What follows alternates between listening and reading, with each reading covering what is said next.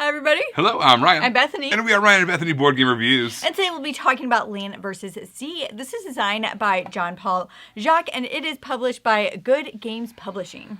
So this is essentially a two-player game at its core. One player is going to play as the land, one player is going to play as the sea.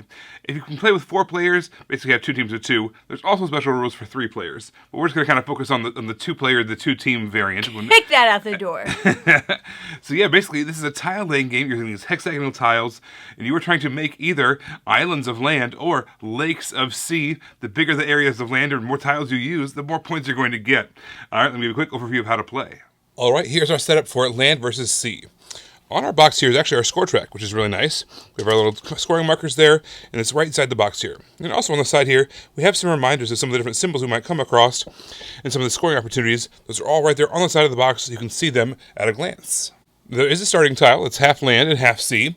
And basically what we're going to do is we're going to start the game by drafting some tiles off of our 2 stacks. These tiles are double-sided. However, when you're drafting them, you can only see whatever's on the top. You can't know what both sides are.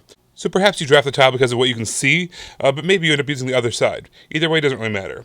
All right, so when it's your turn, basically what you're going to do is you are going to play a tile, connecting it on all sides by the correct either land or sea. The land player is trying to create basically islands within the water, and then what the water player is going to do, the sea player, they're trying to do is they're trying to make lakes that are surrounded by land. The more tiles that are involved, the more points you're going to get. So for instance, if you make an island that uses 6 different tiles, you would get 6 points. However, you're also going to gain some additional points if you are the person who closed it off and you have any of these little X symbols on that tile. So for instance, if the land player closes off some land, they're going to get these extra points in addition to whatever their island is going to be worth. However, if the sea person ends up being the person who closes that off, they're the ones who are going to get those X's for the land.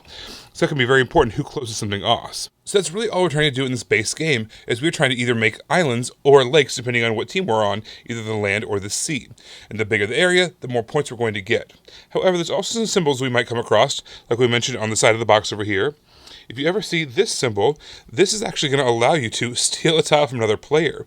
So whenever you place this, you would also have the ability to take a tile. Instead of redrawing from the stacks, you can take your tile from another player.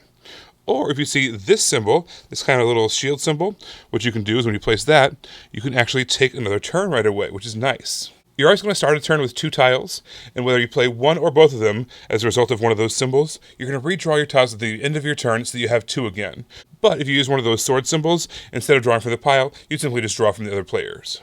There is one special tile in the game that has a whole bunch of these X's here, which is really, really powerful, and that is on either all water or all land. At the beginning of the game, you set that aside, and if you ever have a situation where you have a kind of a hole in the map that is all water or all land, you get a chance to place that for free and get a whole bunch of points as a result.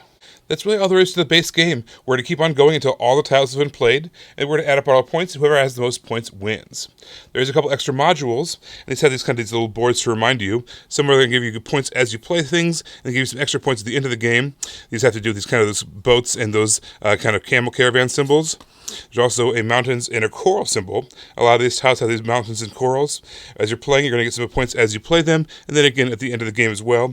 These are optional kind of modes that you can add on to spice up the gameplay. It was pretty challenging to close off your sections because you don't score until it's closed off. And so it was, you don't think it's going to be challenging, but it is. You just keep making your lake or your land pile bigger and bigger. And you're like, no, I want to close this. I want to end it. I don't want to draw all these weird shapes. I just want to get my points, and you can't. Speaking of points, the score tracker is like super cool because it's just in the box. And I'm a huge fan of games that use the box as part of their games, whether it's score tracker or the board is the box or something like that. So side note, thought that was really cool. There's even like kind of the symbology on the side of the box, yes. So that way you don't have to reference the rule book. What does that symbol mean? No, it's all right there. It's on the box. And I also really enjoy making it more challenging for you to close things off by adding extra tiles. Yeah. to your section. Oh my god. Maybe it's intentional, maybe it's not. You'll never know. Yeah, well, you just lose, so it's on you. It's true. But the base scoring in this game is kind of what I did the most of the teaching on. It's all about just kind of securing those lands or seas. But also there's this kind of extra modules that you can add in to make the scoring more interesting once you're kind of familiar with the base scoring. So there's the mountains and the coral. Basically, those are going to be different ways that you can combine some of the features within the tiles to get extra points. And there's points within the game as you're playing them, but then also end game points as well. Then there's also the caravans and ships module. And those is kind of little camel and caravan figures, and these kind of ships in the sea. They're all shipping lanes essentially. And if you kind of create a string of those, again, you're going to get points during the game. But then at the end of the game, you're going to see who has the most, land or sea, as far as the shipping lanes go, and you're going to get points based off of that. So I liked how you kind of scale up the complexity of the scoring as you were more familiar with the game. Yeah, and I really like how when the game's over, you have this, like, creation that you've made with all these different islands and all these different seas. It's really cool. I would almost, so, like, if you really like to write your own fantasy stuff, you can almost play Land versus Sea to create your world. And then you can just, like, take a snapshot of that and, like, this is the world that I've created. I'm going to name all these things and just go from there. Because you create this whole picturesque, like, world. And I think that looks really cool at the end of the game. I think they did a really great job of, like, as far as the graphic design and the art for this game too. There's all these cute little Easter eggs, things that you can, like, between the box cover and the rulebook cover, they're identical. But are they though? Take a second look.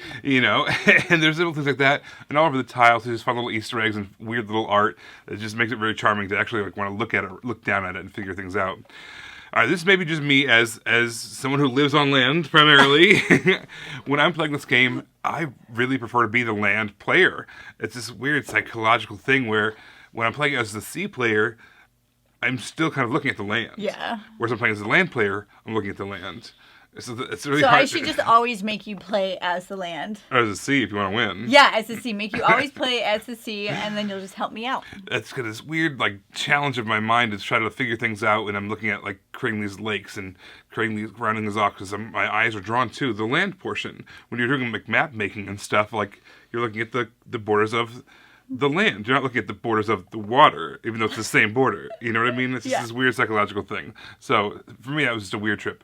If you're like me, I would say have the lesser of the two experienced players play as the land to give them a little bit upper hand, perhaps, potentially, maybe. It's the same tiles. It's just the way your mind, like, thinks about it. Yeah. Maybe just me.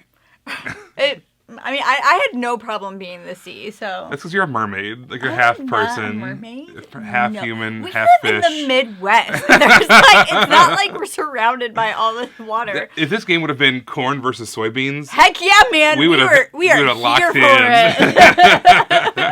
Overall, I thought this game was fun. I enjoyed it. It was fine. The only thing is I didn't really I didn't have any staying power. Like, I wasn't thinking about it afterwards. I didn't think about the gameplay. Once I was done, I was done. It just didn't leave an impression on me. It was a fun game. I enjoyed playing it while I was playing it.